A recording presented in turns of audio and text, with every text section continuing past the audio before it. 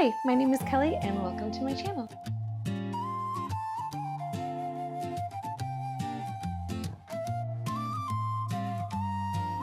So I was tagged by Cassie over at Worshipful Reading to do the Gobble Gratitude Book Tag.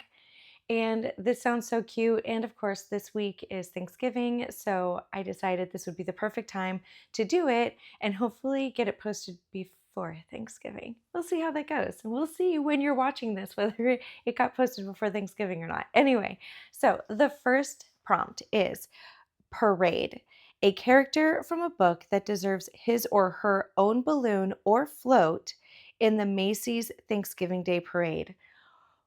First of all, one character, that is so hard. Okay, that is really, really hard.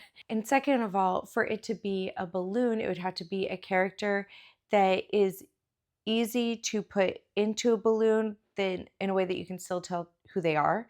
So like an animal or like a cartoon character maybe, but just any old character from any book, you have to be able to tell who they are when you're looking at the balloon. And a whole float for one character, that's wild. So I'm gonna go balloon.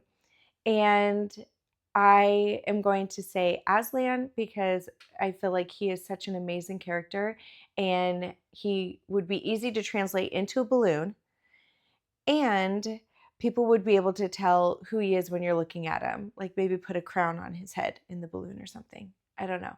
But if it were a float and if it could be for like an entire book or series, I would say Middle Earth, like The Lord of the Rings and The Hobbit. I feel like it would be easy to dress the characters up where you could tell who they are.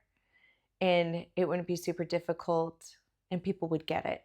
But since it's one character, Aslan for the balloon, of course. And we're just going to pretend like I didn't just insert my own other thing. Okay, number 2, Saying Grace, a book with themes of family, friends, faith, or forgiveness.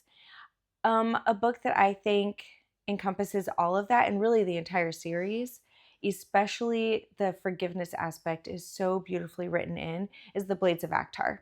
So I know that's the whole series. So I'll say Dare, which is the first book, but The Blades of Actar, the entire series, is amazing as far as all of these go. So number 3, Turkey, a book to keep you awake once the tryptophan hits.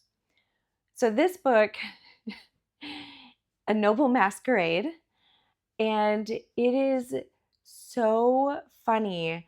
I had such a hard time putting it down, and I read it until the wee hours of the morning because it was so hilarious. I couldn't stop reading it. So definitely probably A Noble Masquerade. All right, number 4, Side Dishes, a book where you enjoyed the side plot or characters better than the main ones.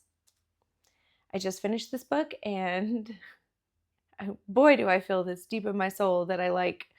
Really, it's just one side character better than anybody in the entire book. I'm not a big fan of most of the characters, and that's Gone with the Wind by Margaret Mitchell. There's one character that I actually can think of off the top of my head that I actually liked, um, albeit she was very naive in a lot of ways, but I like her. Most of the other characters I didn't like. Great story, by the way. Great story. Great historical fiction. I do.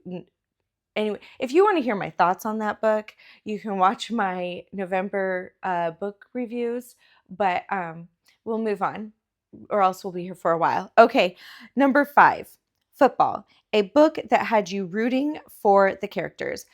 The Mysterious Benedict Society by Trenton Lee Stewart. It was so good. And I know it's middle grade, but it was so good. You were really rooting for all of the characters. And I love the end and how everything just kind of came together and there's the opportunity for healing. I can't wait to read the next book. The first one was so good. Okay, so number 6, Leftovers, a book you wish you could read again for the first time or a book you enjoyed better the second time around. So I read To Kill a Mockingbird by Harper Lee in high school, and I didn't fully appreciate it then. And then years later, I saw it in a bookstore, decided to grab it and read it again because I thought I'm going to give this another shot. And I enjoyed it so much better the second time around. It's such a powerful book. It's so great. I'm so excited that my daughter's reading it right now for school. It is so good. And I am so glad that I ended up reading it for a second time. Number 7, Black Friday, a book you wish you could purchase for everyone. So first, of course, you guys know me, I'm going to say the Bible. There are a lot of people that do not just have free access to Bibles, and some of the Bibles that people do have free access to are in translations that are a little more difficult to understand. And so I'd like to get a study Bible in a translation that is a little easier to understand for everybody. So I say that, but really people can still kind of access that online for free through things like Bible Hub or the YouVersion Bible app. So the next book I'm going to say that I would love for everyone to have is The Case for Christ by Lee Strobel. It presents historical evidence for Christ in a way that is easy to understand. And I think that that would be an amazing book for really anybody to read, whether you are Christian or not, because if you're not Christian, it can help you understand why people do believe in Christ. So there's that.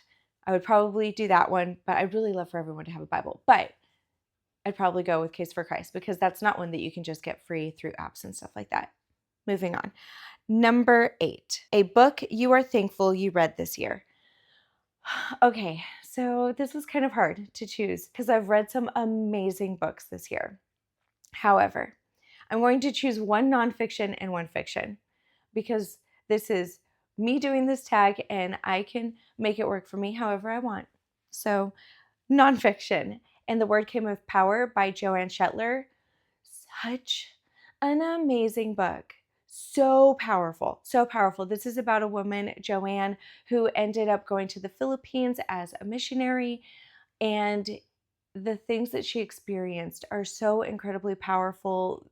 The things that the people there experienced are incredibly powerful. It is beautiful. If you've not read this book, please check it out. It is amazing. And the fiction book that I read that I'm most excited about is actually a series. I keep saying series instead of just one book for this tag, but do you know what? It's okay. The series The Lord of the Rings by J.R.R. Tolkien. So The Hobbit has been one of my favorite books since I was like 11 years old. And I don't know why it took me so long to finally read the Lord of the Rings trilogy, but I finally did it this year, and it makes me so happy. It is such a great trilogy. The world building that Tolkien does, and just the allegory, and Samwise Gamgee. Samwise Gamgee, I adore him. Anyway, so that is the nonfiction book series that I'm really glad that I read this year. Anyhow, so that's it. That's it for the tag. I'm going to go ahead and tag some people below. And I hope that you guys have an amazing, amazing Thanksgiving, and that you are just able to sit back and think of some of those things that you are grateful for, some of those things that warm your heart, and the people around you that just kind of uplift you.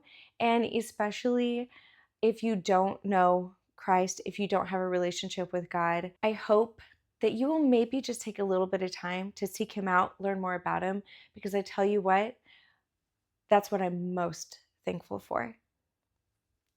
My relationship with God has been the most life-changing thing. So I would encourage you, if you don't have a relationship with God, do some research, seek Him out, give Him a shot. Anyway, I hope you guys have a great day. Happy Thanksgiving. Bye.